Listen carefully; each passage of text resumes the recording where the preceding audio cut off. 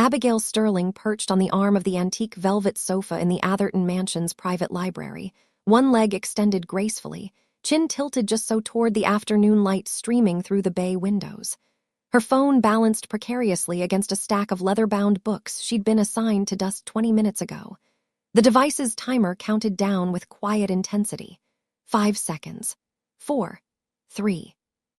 She'd changed out of her standard gray, Maid uniform into a thrifted emerald slip dress that she kept folded carefully in her work bag for exactly these stolen moments. The fabric caught the light beautifully, shimmering against her fair brown skin in a way that her followers always commented on. She arched her back slightly, remembering the pose she'd studied on Instagram the night before, trying to embody that effortless confidence that successful influencers seem to radiate naturally. 2 seconds. 1. Click. That's an interesting interpretation of dusting. The voice cut through the library's silence like a blade through silk.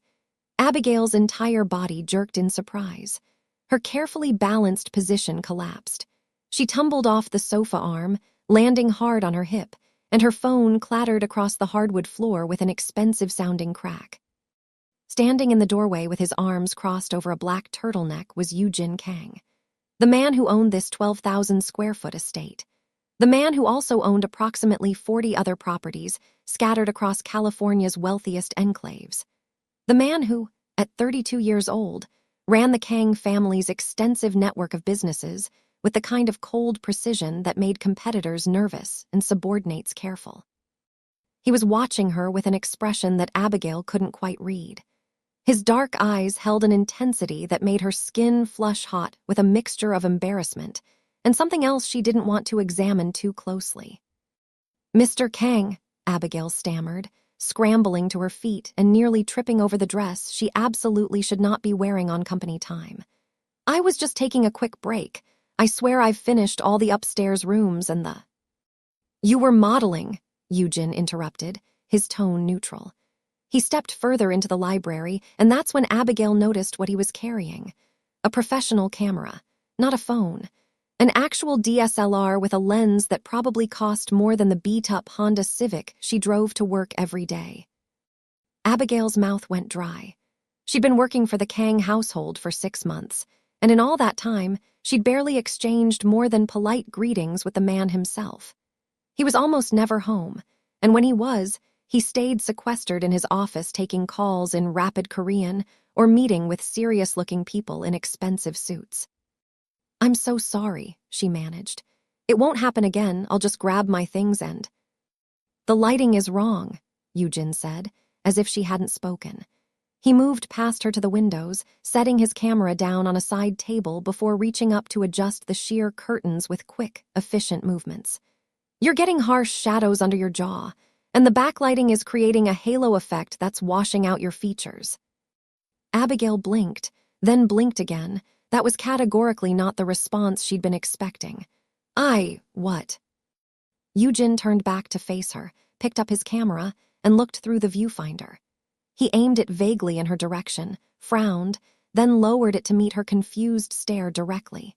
"If you're going to use my library as your personal photo studio, at least do it properly. The natural light in here is exceptional. It's wasted on bad angles and phone cameras with inferior sensors." He raised the camera again, made some adjustment to the settings that Abigail couldn't see, then looked at her with an expression of mild impatience. "Well, are you going to stand there looking confused, or are we doing this?" Abigail's mind had gone completely, utterly blank. Her employer, the notoriously private businessman whose name alone commanded respect in San Francisco's elite circles, was offering to photograph her. This had to be a fever dream, or a trap, or possibly some kind of elaborate test she was definitely failing. "I don't understand what's happening right now," she said honestly. Something that might have been amusement flickered across Yujin's face. "Photography is a hobby of mine. Or it was, before I stopped having time for hobbies. You clearly want better photos than what that phone can provide. I have approximately 15 minutes before my next conference call. Consider it a mutually beneficial exchange. You get your content. I get to remember what holding a camera feels like." There was something in his voice on those last words that made Abigail look at him more carefully. For just a fraction of a second, there was something in his expression that looked almost like longing, a crack in the carefully controlled facade. Then it was gone, replaced by his usual unreadable demeanor. "Okay," Abigail heard herself say, even though every rational part of her brain was screaming that this was weird and inappropriate and definitely not in her job description. "Yes, thank you." The corner of Eugen's mouth twitched upward. It might have been a smile. Abigail had never seen him smile before, so she couldn't be certain. "Don't thank me yet. I'm a perfectionist, and I don't have patience for people who can't take direction. Back on the sofa. And adjust the strap on your right shoulder. It's crooked." Abigail moved back to the sofa on legs that felt disconnected from her body. She fixed the dress strap with trembling fingers. Eugen circled her slowly, studying angles, occasionally reaching out to adjust a cushion or shift a piece of furniture an inch to the left. His movements were deliberate and professional, but Abigail's heart was hammering so hard she was certain he could hear it. "Relax your shoulders," he said without looking up from his camera. "You're holding tension in your neck. Take a breath." Abigail breathed. Slowly, impossibly, she began to relax. Eugen's directions were clear and confident. "Turn your head slightly left. Eyes toward the window, not at the camera. Soften your expression. There, hold that." The camera shutter clicked in rapid succession. Eugen moved around the room with surprising grace for someone so tall, crouching low for one angle, standing on a footstool for another. He was completely absorbed in the work, and watching him, Abigail felt something shift in her perception of the cold, distant employer she'd constructed in her mind. This was someone who cared about something beyond profit margins and business meetings. This was someone who understood light and composition and the precise moment when everything aligned into something beautiful. 15 minutes stretched into 25 before Eugen finally lowered the camera and checked his watch. "I'm late for my call," he said, but he didn't sound particularly concerned about it. "Change back into your uniform before the housekeeper sees you. Mrs. Chen has a talent for gossip." He headed for the door, then paused and looked back at her. "Leave your email address on the notepad in the kitchen. I'll send you the edited photos in a few days." Then he was gone, leaving Abigail sitting on a velvet sofa in a borrowed dress, wondering what on earth had just happened to her carefully ordinary life. If you were Abigail, would you have stayed for the photo shoot or run out of that library as fast as possible? Let me know in the comments, and if you're already hooked on this story, hit that like button and subscribe so you don't miss what comes next. Trust me, you're going to want to see where this goes. Now, let's continue. Over the next week, Abigail told herself that the photography session had been a one-time thing, an aberration, a strange moment that would never be repeated. She went about her cleaning duties with meticulous care, trying to ignore the flutter of anticipation in her chest every time she heard footsteps in the hallway. Eugen didn't appear. His office door remained closed. The house felt emptier than usual. On the 8th day, Abigail was polishing the banister on the main staircase when she heard the distinctive click of expensive shoes on marble flooring. She looked up to find Eugen standing at the base of the stairs, camera in hand, looking up at her with that same unreadable expression. "The light coming through the skylight is perfect right now," he said without preamble. "Stay exactly where you are." And just like that, it became their routine. Eugen would appear in whatever room Abigail was cleaning, camera ready, and they would fall into an unspoken rhythm. He barely spoke during these sessions except to give direction. "Chin down, eyes to the left. Relax your shoulders, you're too stiff. Better. Again." Abigail learned that Eugen was exacting but never cruel. If she didn't understand a direction, he would demonstrate with his own posture, moving with an unconscious elegance that suggested expensive childhood training. Ballet or martial arts or something equally disciplined. He never touched her to adjust her position. He would simply show her what he wanted and wait for her to replicate it. She learned that he preferred natural light to artificial, that he shot in bursts, sometimes taking 50 photos to get the one perfect moment, that he occasionally muttered to himself in Korean when the light shifted before he was ready. On the 15th day, he handed her a small USB drive as she was preparing to leave for the day. "Your photos, edited." Abigail nearly dropped the tiny device.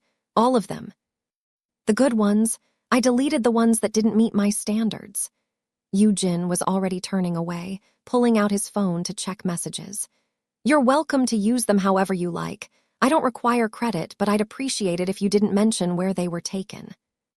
That night, alone in the Studio City apartment that she shared with her older sister Janelle, Abigail plugged the USB drive into her laptop with hands that shook slightly. The folder contained 47 photos. She opened the first one and felt her breath catch in her throat. The woman in the photo looked like someone else entirely, someone confident and beautiful and powerful. Yujin had captured something in her expression that Abigail had never seen in her own face before, a kind of quiet strength.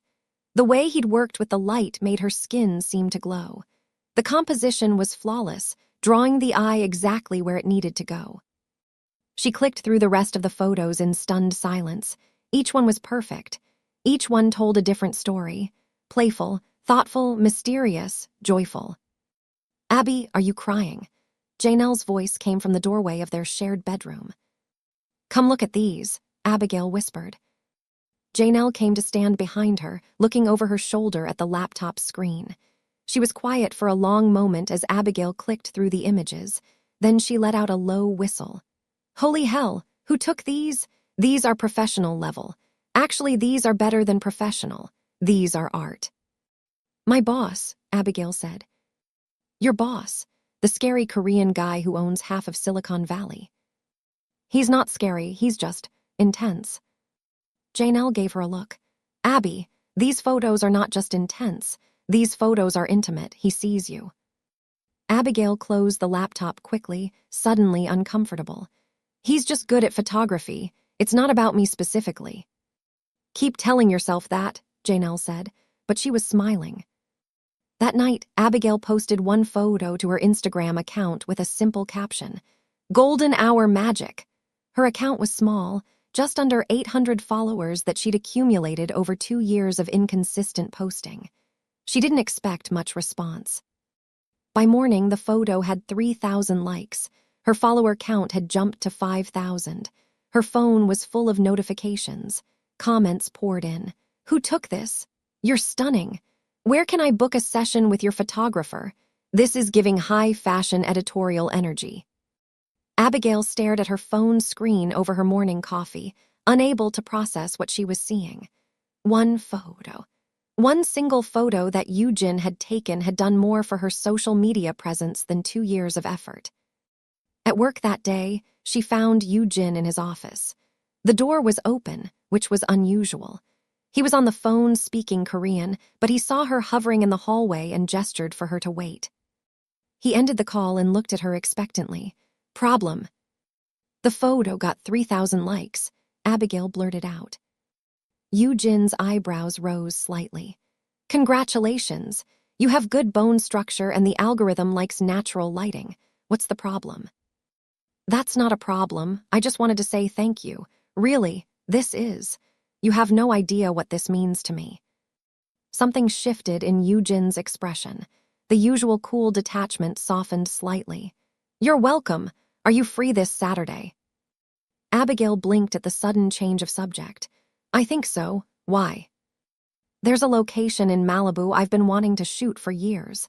Beach caves at sunset. The light should be exceptional, if you're interested." "You want to do another shoot, outside of the house?" "Unless you'd prefer to keep posing with furniture and bookshelves," Yujin said dryly. "I'll pay you for your time, standard modeling rates, and I'll handle any permits or location fees." Abigail's mind was racing. This was moving beyond their strange, informal arrangement into something that sounded almost professional. "I don't know standard modeling rates." "Then I'll pay you what I think is fair, and you can tell me if you disagree." Yujin was already making notes on his phone. "Bring layers. It gets cold on the beach at sunset. I'll text you the address." He returned his attention to his computer screen, and Abigail realized she'd been dismissed. But as she left his office, she heard him say quietly, Your sister is right, by the way. She turned back. About what? The photos are intimate. That's what makes them good. Jin looked up at her, and for just a moment, his careful mask slipped. I don't photograph things I don't find interesting. Then the mask was back, and he was waving her away. You have baseboards to clean, don't you? Stop loitering. But Abigail left with a smile she couldn't quite suppress. The Malibu shoot was unlike anything Abigail had experienced. Jin picked her up at dawn on Saturday morning in a black Range Rover that still had that new car smell. They drove in companionable silence for most of the trip, the sunrise painting the sky in shades of pink and gold as they headed up the Pacific Coast Highway. You don't talk much, Abigail observed as they passed through Malibu proper. I don't like meaningless small talk, Jin replied. If you have something worth saying, say it. Otherwise, silence is fine. What if I want to ask you questions? Then ask. Abigail considered this. Why did you stop doing photography professionally? Jin's hands tightened slightly on the steering wheel. My father died 5 years ago, suddenly, heart attack at 58. He'd built the family business from almost nothing, and he left it to me. There wasn't time for hobbies anymore. There was only time for work. That sounds lonely. It was practical, but something in his voice suggested it had been lonely too. They lapsed back into silence until they reached the beach location. The caves Jin had mentioned were dramatic rock formations carved by thousands of years of waves. The sand was golden. The water was impossibly blue, and there was no one else around. How did you get permits for a private beach? Abigail asked. I know the owner. He owes me a favor. Jin was already unloading camera equipment from the back of the Range Rover. Get changed. There's a bathroom facility about 100 yards that way. He'd brought wardrobe options, 3 different outfits, all in flowing fabrics that would move well in the ocean breeze. Abigail changed into the first one, a white dress that reminded her of something a Greek goddess might wear, and walked back to find Jin setting up reflectors and light meters. The shoot lasted 6 hours. Jin was tireless, constantly moving, constantly adjusting. He had her pose in the caves, on the wet sand, standing in the shallow waves. By the time the sun was setting, Abigail was exhausted, windblown, and covered in a thin layer of salt and sand. She was also happier than she'd been in months. You're a natural, Jin said as he packed up his equipment. Most amateur models get stiff and self-conscious. You just get more comfortable as you go. I think it's because you make it feel safe, Abigail said before she could stop herself. Like even if I do something awkward, you'll just fix it. You won't judge. Jin looked at her for a long moment. I wouldn't photograph you if I thought you were awkward. I don't waste my time on subjects that don't interest me. There was something in the way he said it that made Abigail's pulse quicken, an intensity that felt like it had nothing to do with photography. Mr. Kang. Jin, he interrupted. If we're going to keep doing this, you should probably use my first name. Jin, Abigail corrected. What are we doing exactly? Right now, packing up equipment. In the broader sense, Jin closed the trunk of the Range Rover. I don't know yet, but I'd like to keep doing it. They drove back to Los Angeles as the sky darkened into night. When Jin dropped Abigail off at her apartment building in Studio City, he handed her an envelope. Inside was $1,500 in cash. Jin, this is too much. It's market rate for a 6-hour shoot with an experienced photographer. If anything, I'm underpaying you. He pulled away from the curb before she could argue further, leaving Abigail standing on the sidewalk with more money than she usually made in 2 weeks of cleaning houses. Over the next month, the photo shoots became a regular Saturday event. Sometimes they stayed local, shooting in downtown San Jose or the hills around Los Gatos. Other times they drove to locations up and down the California coast. Jin hired professional hair and makeup artists. He brought increasingly elaborate wardrobe options. Abigail's Instagram exploded. 5,000 followers became 10,000, then 20,000, then 50,000. Brands started reaching out. Small ones at first, then bigger names.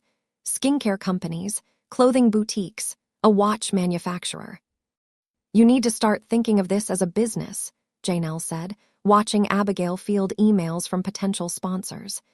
You need contracts, an LLC, maybe even an agent.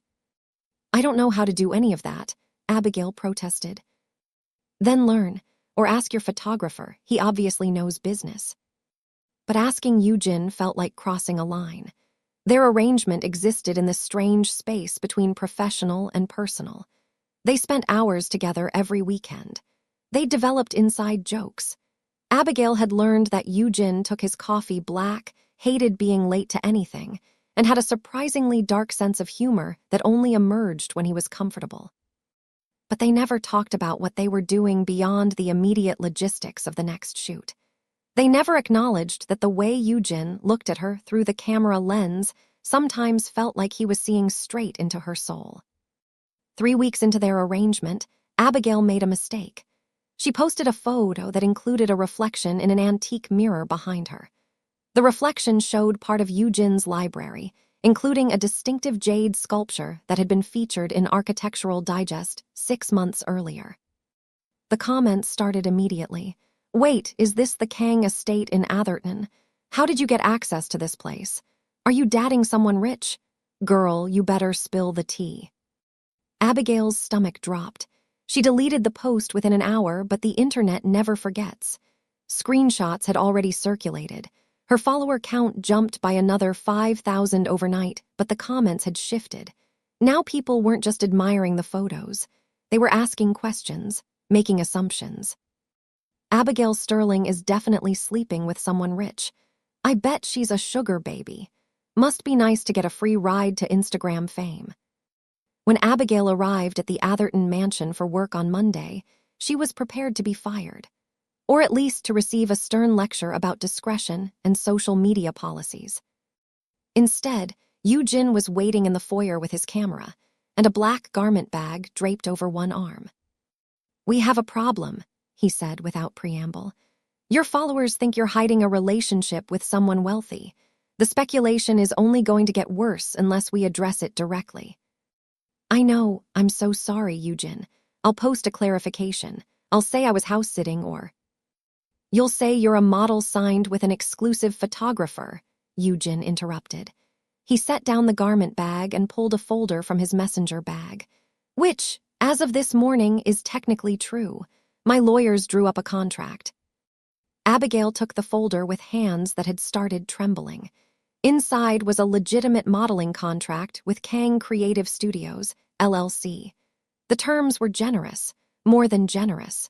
The monthly retainer alone was more than she made cleaning houses. "This is real," she whispered. "I own several creative subsidiary companies. Most have been dormant for years. I'm reactivating one for this purpose." Eugene's expression was carefully neutral, but there was something underneath it, something that looked almost vulnerable. "Your social media presence has real potential. With proper management and professional photography, you could turn this into an actual career. I'm offering you that opportunity." "But why?" The question came out barely audible. "You barely knew me 2 months ago. I'm just someone who cleaned your house." Eugene was quiet for a long moment. When he finally spoke, his voice was softer than Abigail had ever heard it. "Because you remind me that some things are worth doing simply because they matter to you, not because they're strategic or profitable or expected, just because they make you feel alive." He cleared his throat, as if embarrassed by the admission. "Also, you're wasting your potential cleaning other people's houses. This is a better use of both our time and your considerable natural talent." Abigail looked down at the contract again. The official Kang Creative Studios letterhead, the precise legal language, the signature line waiting for her decision. "I don't know what to say." "Say yes. Then put on the dress in that garment bag. We have a shoot scheduled in Malibu in 2 hours, and I have a pathological aversion to being late for anything." Abigail met his eyes, dark and intense and for once completely open. She saw the offer for what it really was, not just a business opportunity, a chance to step into a completely different life, to become someone she'd never imagined she could be. "Yes," she said, "absolutely yes." The corner of Eugene's mouth tilted up in what was definitely a smile this time. Good. Now hurry up and change. Traffic on the 101 is unpredictable, and I want to catch the afternoon light. The next 2 months passed in a blur of photo shoots, brand partnerships, and steadily climbing social media metrics. Abigail quit her other cleaning jobs to focus full-time on modeling and content creation. Eugen hired a professional social media manager to handle her sponsorship negotiations. They established a regular shooting schedule, 3 times per week, rotating between various locations around the Bay Area and Greater Los Angeles. The photos got better, more sophisticated. Eugen invested in new equipment, new lighting setups, new creative concepts. They shot in downtown San Jose's modern architecture district, capturing reflections in glass and steel. They spent a weekend in Los Gatos, using the natural beauty of the rolling hills as a backdrop. They did an editorial-style series in Newport Beach that went viral and added another 30,000 followers to Abigail's rapidly growing account. For the first time in her 26 years, Abigail felt like she was building something that belonged entirely to her. Not just surviving paycheck to paycheck, not just getting by, actually thriving, creating, becoming. She and Eugen fell into an easy partnership. He understood her instincts now, could anticipate how she'd move, what angles would work best. She learned to read his silences, to understand when his perfectionism was about the work and when it was about something deeper. They didn't talk about what existed between them beyond the professional arrangement. It felt safer that way, easier to maintain the careful boundaries that kept everything manageable. Then Eugen's family found out about her. They were shooting at a private beach in Newport Beach on a Wednesday afternoon. The light was perfect, golden and warm. Abigail was wearing a flowing coral dress, standing in the shallow waves, laughing at something Eugen had said about the persistent seagull that kept photobombing their shots. "The bird has better comedic timing than half the actors I've worked with," Eugen muttered, reviewing shots on his camera screen. That's when a sleek black Mercedes pulled up to the beach access road. A woman emerged, dressed in what Abigail recognized as designer everything. Perfectly tailored white pantsuit, Hermes bag, sunglasses that probably cost more than Abigail's entire wardrobe. She was beautiful in that effortless way that came from genetic lottery and expensive maintenance. And she was looking at Abigail like she was something unpleasant stuck to the bottom of her Italian leather shoes. "So you're the maid," the woman said, removing her sunglasses. Her English was perfect, barely accented. "I have to admit I didn't believe it when I heard the rumors. My brother playing photographer for the Help. It's very progressive of you, Eugen." Eugen's entire demeanor changed. The easy warmth that had developed over the afternoon vanished, replaced by cold formality. "Abigail is my client, not my maid. And this is a closed set, Hannah. What do you want?" So this was his sister. Abigail had heard Eugen mention her occasionally, but always in tones of mild exasperation. Hannah's smile didn't reach her eyes. "Mother wants you at dinner tonight. 7 sharp. She has someone she wants you to meet." Her gaze slid to Abigail with pointed meaning. "Someone more appropriate than your current project." "I'll be there," Eugen said, his voice clipped. "Now if you'll excuse us, we're working." "Of course, working." Hannah put her sunglasses back on. "It was fascinating to meet you, Abigail. I'm sure we'll be seeing more of each other soon." The threat in those words was subtle but unmistakable. Hannah slid back into her Mercedes and drove away, leaving an uncomfortable silence in her wake. Eugen didn't speak for a long moment. When he finally looked at Abigail, his expression was carefully blank. "I apologize for that. My sister has a talent for appearing at inconvenient moments." "What did she mean about someone appropriate?" Abigail asked, even though part of her didn't want to know the answer. Eugen's jaw tightened. "My family has certain expectations about my personal life, expectations I've been successfully ignoring for several years." He began packing up his camera equipment with sharp, precise movements. "We should call it for today. The light's wrong now anyway." They drove back to Los Angeles in silence. The easy comfort that had existed between them all afternoon was gone, replaced by tension that made the air in the Range Rover feel thick and hard to breathe. When Yujin dropped Abigail off at her apartment, he didn't meet her eyes. "I'll text you about this weekend's shoot. We might need to reschedule." Yujin. "Have a good evening, Abigail." It was a dismissal, polite but firm. Abigail watched him drive away, a knot of anxiety forming in her stomach. Something had shifted, and she had a terrible feeling that whatever came next was going to change everything.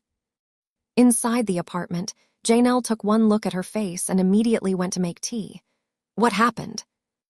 "I think I just met Yujin's family, or his sister at least, and I don't think she approves of me." "Does it matter if she approves?" Abigail thought about the look in Hana's eyes, the casual cruelty in her smile, the way Yujin had shut down completely the moment she'd appeared. "I think it might matter a lot more than I want it to." 4 days passed with no word from Yujin. No texts about rescheduling their shoot. No calls. Nothing. His silence was louder than any conversation. Abigail tried to focus on other things. She had plenty of content to post from their previous shoots. She fielded increasingly lucrative brand partnership offers. Her follower count crossed 100,000, a milestone that should have felt like celebration, but instead felt hollow. She missed Yujin, not just the photo shoots. She missed his dry humor, the way he hummed unconsciously when he was reviewing photos, the rare, genuine smiles that transformed his entire face. She missed the person she'd started to become when he looked at her through his camera lens. On the 5th day, she received a text from an unknown number. "This is Hana Kang. I'd like to meet for coffee. There are things about my brother you should know. Tomorrow, 2 p.m., Blue Bottle in Palo Alto." Every instinct Abigail possessed screamed that this was a terrible idea, but the not knowing was worse. She texted back her agreement. Blue Bottle Coffee in Palo Alto was exactly the kind of place Abigail expected Hana to choose.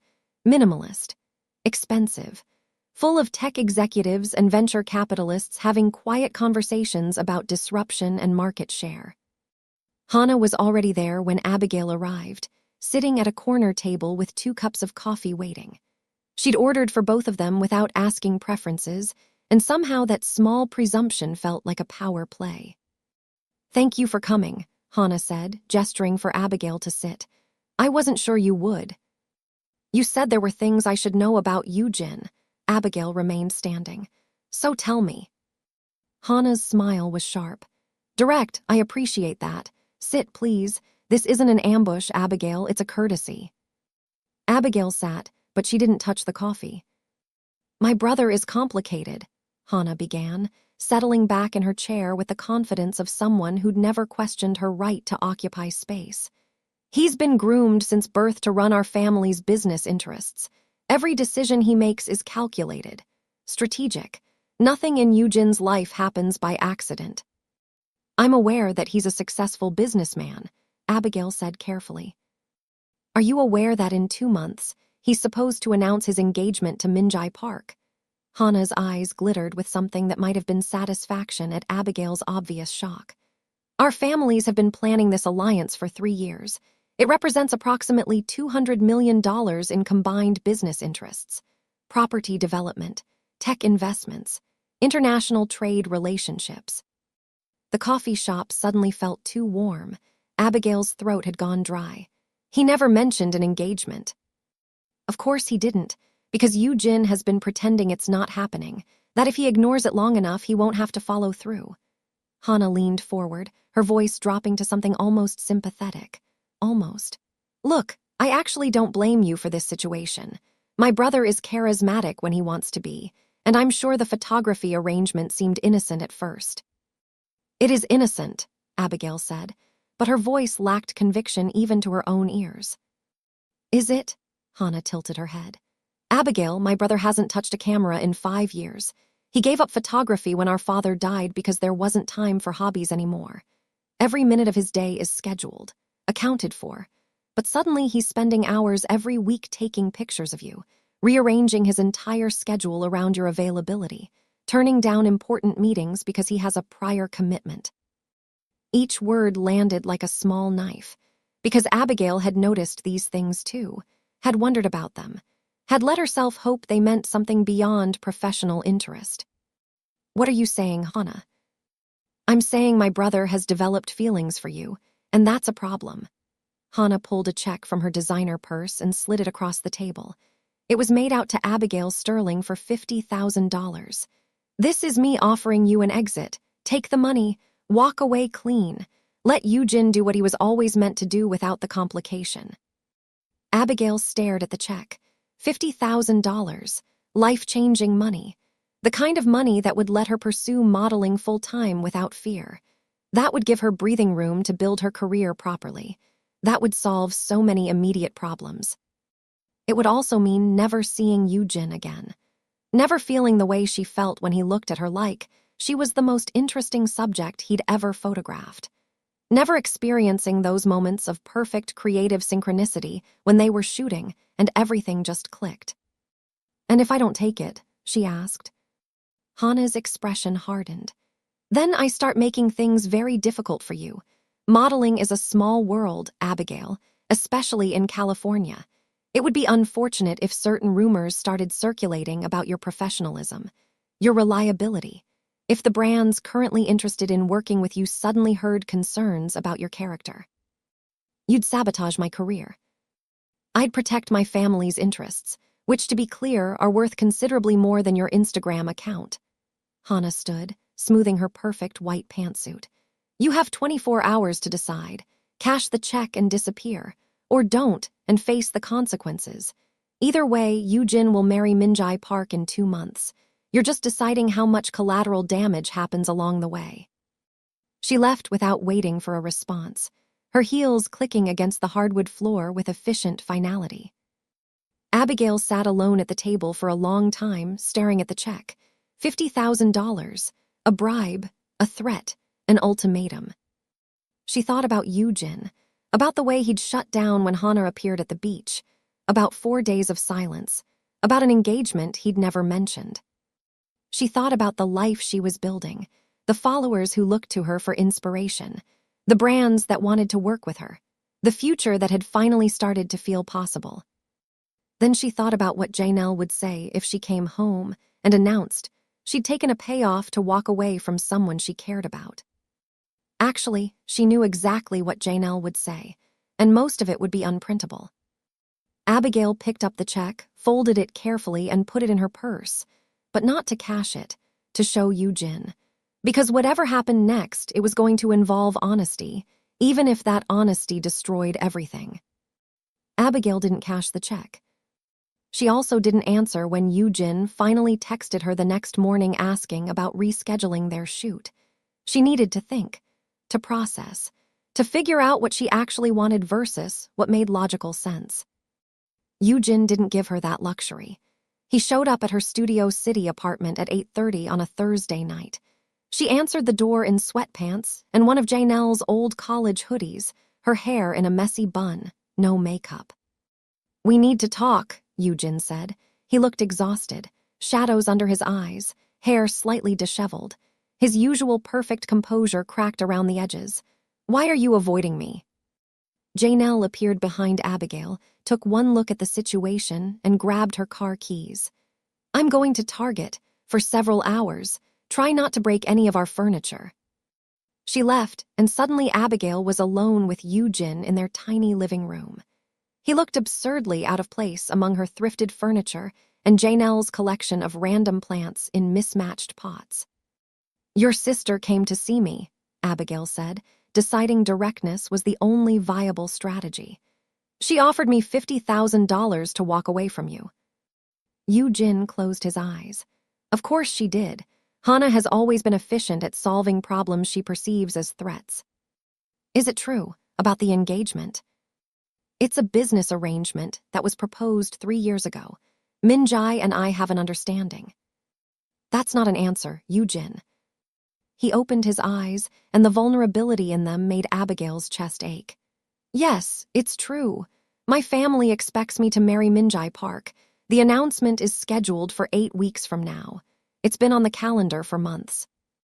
"And you just, forgot to mention it?" Abigail's voice rose despite her best efforts to stay calm. "We've spent hours together every week for 2 months. You hired me. You signed a contract with me. You looked at me like, she broke off, unable to finish that sentence. Like what? Eugen stepped closer. Say it, Abigail. Like I mattered. Like this meant something beyond professional collaboration. It does mean something. You think I'd spend this much time, this much energy, this much of myself on something that didn't matter? Eugen ran his hand through his hair, frustration evident in every line of his body. I haven't picked up a camera in 5 years. 5 years. Because after my father died, there wasn't room in my life for anything except work, obligation, meeting everyone else's expectations. So what am I then? A midlife crisis, a distraction. You're the first thing I've wanted for myself in half a decade. The words came out raw, honest. You're the reason I remember what it feels like to create something just because it brings me joy, not because it's strategic or profitable or expected, just because it matters. Abigail felt tears pricking at her eyes. Then, why didn't you tell me about Minjai? Because I'm a selfish bastard who wanted to pretend a little longer that I could have this. Have you? Have something in my life that's mine and not predetermined by family politics and business strategy. Eugen's voice dropped. I know I have no right to ask you to wait, no right to ask you to keep doing this when I can't promise you anything, but I'm asking anyway. Why? Because the alternative is marrying someone I don't love and spending the rest of my life wondering what might have happened if I'd been brave enough to choose differently. He took another step closer, and now they were barely a foot apart. I'm going to fix this, Abigail. The engagement, my family's expectations, all of it. How? Your sister made it clear that this marriage is worth hundreds of millions to your family. You can't just walk away from that. Watch me. There was steel in Eugen's voice now. I built my own assets separate from the family holdings. I have my own companies, my own investments. Kang Creative Studios is entirely mine. I don't need my family's approval or their money. But you'd be walking away from everything you've built. Your father's legacy. My father's legacy is a cage. Eugen's laugh was bitter. He built an empire, and then he died and left me to maintain it. But he never asked if that's what I wanted. No one ever asked. Abigail thought about the man she'd come to know over the past 2 months. The way he came alive behind a camera. The rare smiles. The moments of pure creative flow when he was completely absorbed in his work. What do you want, Eugen? I want to photograph you on a beach in Malibu at sunset. I want to build a creative agency that makes things that matter. I want to wake up and know that my day belongs to me, not to some predetermined path laid out before I was old enough to have opinions. He reached for her hand, tentative. I want you to trust me when I say I'm going to find a way through this.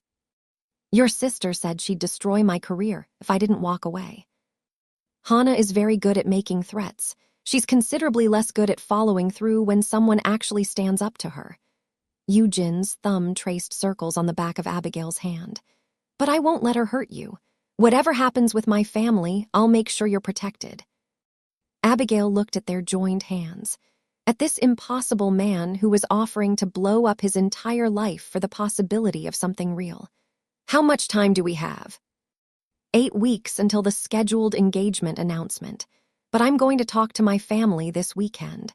Tell them I'm not going through with it. Start the process of separating my business interests from theirs. They're going to fight you. Undoubtedly, the Kang family doesn't accept defeat gracefully. Eugen managed a small smile. But I've been trained since birth to negotiate and win. I'll just be applying those skills to a different kind of battle. Abigail thought about the check in her purse, about Hannah's threats, about the fact that she was falling for someone whose life was infinitely more complicated than anything she'd ever navigated. Okay, I trust you. Don't make me regret it. Eugen pulled her closer, and for a moment they just stood there in her tiny living room, holding onto each other like anchors in a storm. I won't, I promise. When he finally left, Abigail stood at the window and watched his Range Rover disappear into Lowe's Angels traffic. Then she pulled out the check Hannah had given her, tore it into small pieces, and threw it away. Eugen's plan to quietly dissolve the engagement arrangement fell apart spectacularly when Minjai herself went public.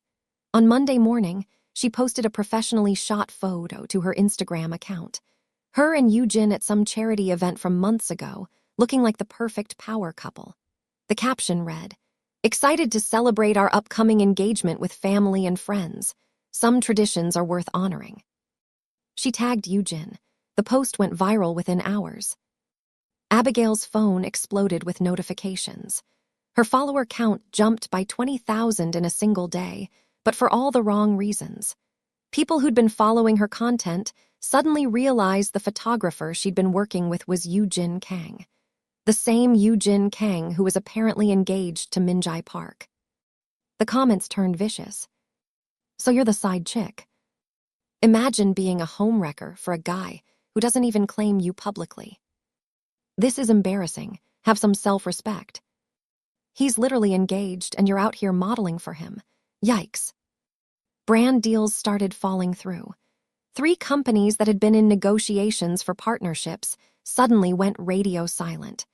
Abigail's carefully built career was crumbling in real time, destroyed by speculation and assumptions and the court of public opinion. She made her Instagram private, but it was too late. Screenshots circulated. Reddit threads analyzed every photo she'd ever posted, looking for evidence of an affair.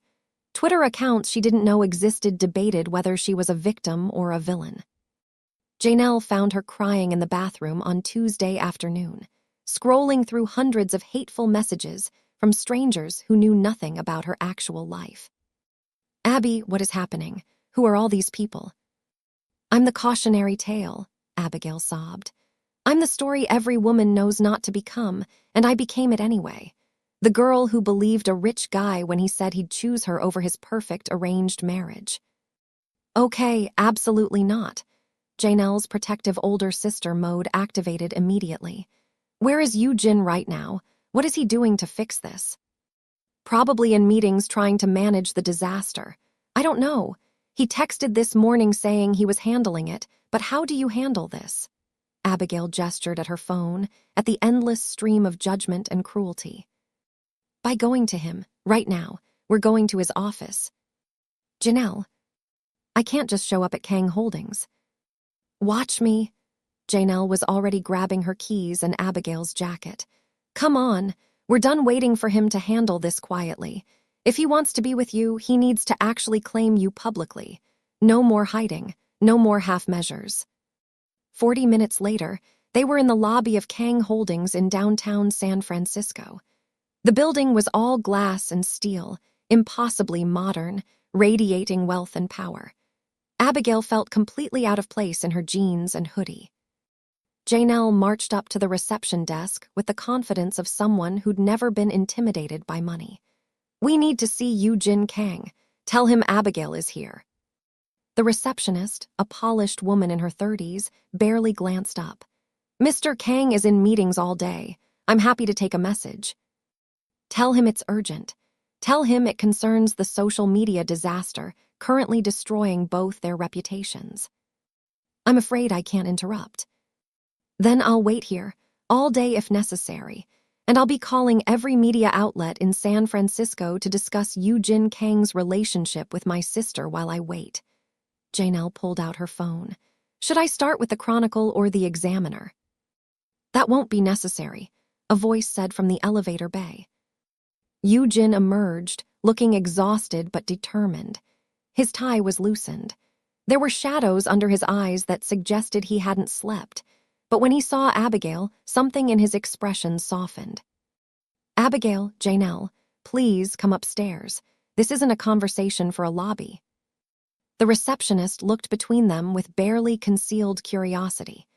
Yoojin ignored her completely, ushering both women into a private elevator that required a key card to access. They rode up in tense silence. Yoojin's office was on the 32nd floor, overlooking the San Francisco Bay. Floor-to-ceiling windows, minimalist furniture, awards and accolades displayed with understated pride. "I've been trying to reach you," Yoojin said once the door was closed. "Your phone kept going to voicemail." "Because I turned it off after the 100th person called me a whore," Abigail said flatly. "Minjae posted about your engagement. The entire internet thinks I'm your mistress." "I know, I saw." Yujin pulled out his phone, showed them a prepared statement on his screen. This goes live in 1 hour. My legal team has been reviewing it all morning. Abigail read the statement, and her breath caught. It was a formal announcement ending the engagement to Minjai Park. It outlined Yujin's intention to step back from several family business ventures to pursue his own creative and business interests. It made clear that his relationship with Abigail had begun after his decision to end the engagement, and that she had been nothing but professional throughout their working relationship. Yujin, this is everything. Your family, your position in the company, you're walking away from it all. I'm walking toward something better. He looked directly at her. I'm walking toward a life I actually want, with someone who reminds me what it feels like to be human instead of just a business asset. Janelle cleared her throat. Okay, I'm slightly less angry now, but what about Abigail's reputation? What about the people harassing her online? The statement addresses that, and I've had my legal team document the worst of the harassment for potential legal action. Yujin's expression hardened. Anyone who continues to defame Abigail will hear from my attorneys. I'm not allowing this to continue. Your family is going to lose their minds, Abigail whispered. Probably, my mother will likely disown me. Hana will make cutting remarks for the next decade. Various business associates will question my judgment. Yujin reached for Abigail's hand. But I'll still have my integrity, my skills, my own assets, and if I'm very lucky, I'll have you. You already have me, you impossible man. Abigail felt tears threatening again, but this time they were different. Relief, hope. I just don't want you to regret this. The only thing I'd regret is letting you go because I was too afraid to choose my own path. Yujin pulled her closer. I'm 32 years old, and I've never made a single major decision based on what I actually want. Until now. And I want you. I want us. I want to build something that belongs to us, not to anyone else's expectations. Janelle pulled out her phone and started typing. I'm texting Mom to tell her you found a good one. Also, I'm leaving now because this is getting too romantic and I have boundaries. She headed for the door, then paused. But Yujin, if you hurt my sister, I know where you live, multiple properties. I can find you. After she left, Abigail and Yujin stood together by the windows, looking out at the San Francisco Bay. When does the statement go live? In 45 minutes. My PR team is coordinating with several media outlets to ensure maximum coverage. Yujin checked his watch. There's going to be fallout, lots of it. Are you ready? With you, yes. Abigail leaned into him. Let's build something amazing. The statement went live at exactly 2 p.m. Within 20 minutes, it was trending on Twitter. Within an hour, it had been picked up by major business publications. By the end of the day, it was international news. Kang Air walks away from family empire for creative pursuits. Yujin Kang ends engagement to Park heiress, cites desire for authentic life. Business dynasty, shaken as youngest Kang chooses photography over profit. The response was overwhelming and divided. Some people praised Yujin for choosing passion over obligation. Others called him irresponsible and naive. Business analysts debated the financial implications. Social media had opinions on everything from his decision to his relationship with Abigail. But the most unexpected response came from Minjai herself. She released her own statement that evening. Yujin and I have known for some time that our engagement was based on family expectation rather than genuine compatibility. I support his decision to pursue his own path, and I wish him and Abigail every happiness. Some traditions deserve to be questioned. The statement was gracious and mature, and it effectively killed most of the negative speculation about Abigail being a homewrecker. Suddenly, the narrative shifted. Now they weren't a scandal. They were a love story. Two people brave enough to choose authenticity over expectation. Abigail's Instagram comments transformed overnight. The hate disappeared, replaced by support and encouragement. Her follower count exploded.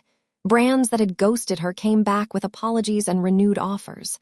New opportunities emerged. Magazine interviews, podcast appearances, speaking engagements about building a creative career. But the real test came 3 days after the statement, when Yoo-jin's mother requested a meeting. They met at a restaurant in Palo Alto, neutral territory. Mrs. Kang was in her late 50s, elegant and composed, with the same intense dark eyes as her son. She ordered tea for everyone without consulting the menu, a power move that reminded Abigail uncomfortably of Hannah. "You're the reason my son is throwing away everything his father built," Mrs. Kang said to Abigail without preamble. "Mother," Yoo-jin started. "Let her speak," Abigail interrupted quietly. She met Mrs. Kang's gaze directly. "I'm not the reason, I'm the catalyst maybe, but Yoo-jin made his own choice. He chose himself, his happiness, his right to build a life that actually belongs to him." Easy words from someone who has nothing to lose. "You're right, I have almost nothing to lose, which means I understand the value of the things I do have, my integrity, my relationships, my creative work." Abigail didn't back down. "Yoo-jin has spent his whole life being what everyone else needed him to be. Don't you think he deserves a chance to discover who he actually is?" Mrs. Kang was silent for a long moment. When she finally spoke, her voice was softer. "His father would have been furious about this decision." "Would he?" Yoo-jin challenged. "Or would he have understood? Father built the business because he had to, because he had something to prove. But he never asked if that's what I wanted. He just assumed I'd step into his life like putting on someone else's clothes." "Your father loved you." "I know, but love and control aren't the same thing." Yoo-jin reached across the table, not quite touching his mother's hand. "I'm not abandoning the family. I'm just choosing to build something that's mine. Can you understand that?" Mrs. Kang looked between them, and something in her expression shifted. "You're serious about her, about this whole thing." "Completely serious. I'm going to build Kang Creative Studios into something significant. And I'm going to do it with Abigail as my partner. Equal stake, equal voice, equal investment." That's a significant financial commitment to someone you've known for less than 3 months. It's a commitment to someone who sees me as a person, not a business asset, someone who challenges me to be better, someone who reminds me why creating beautiful things matters. Yoo-jin looked at Abigail. "Someone I'm falling in love with." It was the first time he'd said it out loud. Abigail felt her breath catch. Mrs. Kang sighed. "You're making this very difficult for me to maintain my disapproval." She finally took a sip of her tea. "Your uncle contacted me. He wants to invest in your new venture. Apparently he's impressed by your willingness to follow your own path." Yoo-jin's eyebrows rose. "Uncle Taeyong, but he's the most traditional." "Your father's older brother always had a rebellious streak. He just hid it better." Mrs. Kang's expression softened slightly. "I'm not giving you my blessing, not yet, but I'm willing to watch and see what you build. Prove to me this wasn't a mistake." "I will," Yoo-jin promised. "We will." After Mrs. Kang left, Yoo-jin and Abigail sat in the restaurant for a long time, processing what had just happened. "Did you mean it?" Abigail finally asked. "What you said about falling in love with me?" "Every word." Yoo-jin reached for her hand across the table. "I know it's fast, I know it's complicated, but I've spent my whole life overthinking every decision, and this is the one thing I'm completely certain about." "I love you too," Abigail said, "just so we're clear." Yoo-jin smiled, and it transformed his entire face. "Good, that makes what I'm about to propose significantly less awkward." He pulled out a folder from his messenger bag. Inside were incorporation papers for a newly restructured Kang Creative Studios. Abigail's name was listed as co-owner and creative director. 50% stake. "You're giving me half the company." "We're building it together, equal partners in every sense." Yoo-jin's expression was serious. "I have the business background and the initial capital. You have the creative instincts and the connection with our target audience. Together, we create something neither of us could build alone." Abigail looked at the papers, at her name in official legal documents next to Yoo-jin's, at the future they were creating together, one decision at a time. "When do we start?" "Tomorrow. I've already secured office space in Santa Clara, right in the heart of Silicon Valley. We'll need to hire a small team. Social media manager, business coordinator, maybe an intern or two. You've been planning this. I've been hopping for this, Yujin corrected. There's a difference. 3 months later, Kang Creative Studios occupied a modern office space in Santa Clara with exposed brick walls, natural light flooding through industrial windows, and enough camera equipment to make any photographer weep with joy. The walls were covered with mood boards and concept sketches. A small team of talented, hungry creatives filled the space with energy and ambition. Abigail stood in front of a ring light, filming content for their latest client campaign, a sustainable fashion brand out of Los Angeles that wanted to reach millennial and Gen Z audiences. She moved through poses with practiced ease now, confident in ways she never could have imagined 6 months ago. Behind the camera, Yujin called out directions with the relaxed confidence of someone who'd finally found exactly where he belonged. Tilt your chin slightly left. Good. Now give me something playful. Perfect. Hold that. Their social media manager, a brilliant 24-year-old named Casey, worked at a nearby desk coordinating their content calendar. Their business coordinator, Marcus, fielded phone calls from potential clients. An intern named Sophie shadowed Yujin, taking notes and learning everything she could about professional photography. The business was thriving. They'd landed 6 major clients in their first 2 months. Abigail's Instagram had grown to over 200,000 followers, and she'd become a voice for aspiring creators who thought success was only for people born into privilege or connections.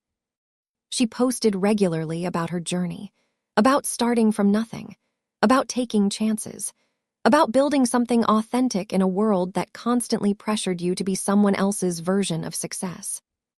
The story of how she and Yujin met had become almost legendary in creative circles. The maid who became a model, the business heir who chose art over empire. It was the kind of narrative that inspired think pieces and podcast episodes. But the truth was simpler and more meaningful than any narrative. 2 people had found each other at exactly the right moment, when both of them needed to remember what it felt like to create something just because it mattered. Yujin's photography exhibition had opened the previous month at a gallery in San Francisco. An entire show titled Finding Light, featuring his photos of Abigail. The opening night had been covered by local media and art publications. Every single piece had sold within the first week. The money from the sales went directly into Kang Creative Studios, funding their expansion and allowing them to take on more ambitious projects. Yujin's family remained complicated. His mother was slowly warming to the idea of his new life, especially after seeing the business's early success. Hana still sent occasional cutting text messages, but she'd backed off from active sabotage. His uncle Taeyong had invested a significant amount in the company and regularly checked in with advice and encouragement. Abigail and Yujin had moved in together the previous month, into a townhouse in San Mateo that had enough space for a home photography studio and guest room for Janelle's frequent visits. Janelle had appointed herself their unofficial business advisor despite having exactly 0 business experience, and somehow her instincts were usually right. Today, after wrapping the client's shoot, Yujin had something special planned. He led Abigail to his office, where he'd hung a new photo on the wall behind his desk. It was the very first picture he'd ever taken of her, that day in the library when she'd been balanced on the arm of the velvet sofa in her emerald dress. Abigail had never seen this particular shot before. In the photo, she was caught in a moment of pure, unself-conscious joy. Mid-laugh, head thrown back slightly, completely unaware she was being photographed. The light streaming through the windows created an almost ethereal glow around her. She looked free in a way she hadn't felt in years at that point in her life. "You never showed me this one," Abigail said softly. "I kept it for myself," Yujin admitted, "because this was the moment I knew my life was about to change. I just didn't realize how completely." He moved to stand beside her, both of them looking at the framed photograph. "You were trying so hard to look like someone important, someone worth noticing, but you already were. You just needed someone to see it." "You saw me," Abigail said. "Really saw me. Not what I could do for you or what I represented, just me. Best decision I ever made." Yujin pulled her close. Well, second best. The first best was actually doing something about it instead of just admiring you from a distance. Abigail laughed and kissed him, there in the office they'd built together, surrounded by evidence of everything they'd created. Thank you for being brave enough to choose yourself. It gave me permission to choose myself, too. Outside the windows, the sun was setting over Silicon Valley, painting the sky in shades of amber and gold. Inside, their team was packing up for the day, chattering about weekend plans and next week's projects. Casey called out a goodbye. Marcus reminded them about Monday's client meeting. Sophie asked one last question about lens filters before heading out. It was ordinary and extraordinary at the same time. A life they'd built together from courage and cameras, and a willingness to believe that sometimes the best things happen when you stop following everyone else's script. Abigail's phone buzzed with notifications. Another brand partnership inquiry. Comments on her latest post asking for career advice. Messages from followers sharing their own stories of taking creative risks. Ready to go home? Yujin asked, gathering his camera bag. With you, always. They locked up the studio together, hand in hand, two people who'd found each other in the most unlikely circumstances, who'd chosen love and authenticity over expectation and obligation, who'd built something beautiful from nothing more than a camera, courage, and the willingness to believe they deserved happiness. Janelle was indeed waiting in the parking lot, leaning against her car with her arms crossed. Finally, I've been here for 20 minutes. We're going to dinner, and you're both paying because I had to listen to you two being disgustingly in love all week. Yujin laughed, the sound easy and genuine in a way that still sometimes surprised Abigail. Fair enough. Where are we going? Somewhere nice in Palo Alto. You may have walked away from your family fortune, but you still have better taste in restaurants than we do. As they drove toward dinner, three people who'd become their own strange, perfect family, Abigail caught Yujin's eye in the rearview mirror. He winked at her, and she felt that same flutter she'd felt the first time he'd looked at her through a camera lens and seen something worth capturing. This was exactly where she was meant to be, building a business, creating art, falling more in love every day with someone who'd been brave enough to choose himself, which gave her permission to choose herself too. The best photographs, Yujin had taught her, captured not just how things looked but how they felt. And this felt like a beginning worth celebrating, like a story worth telling, like a life worth living. Sometimes the most beautiful things started with someone taking a chance on themselves. And sometimes, if you were very lucky, someone else took a chance on you too. Janelle's voice broke through her thoughts. Abby, you're doing that dreamy face thing again. It's nauseating. Ground yourself, please. Yujin reached back from the front seat and squeezed Abigail's hand. Let her dream. She's earned it. And really, what else was there to say? They'd built something real from nothing more than light and courage and the radical belief that they deserved to be happy. That was worth dreaming about, worth fighting for, worth everything they'd risked to make it real. As the car merged onto the highway heading toward Palo Alto and whatever came next, Abigail looked at the life she'd created and felt nothing but gratitude. For second chances, for people who saw you, for the courage to become who you were always meant to be. After all, the best stories didn't end. They just kept beginning, over and over, every time you chose yourself, every time you chose love, every time you chose to create something beautiful just because you could. And this story, this was just getting started.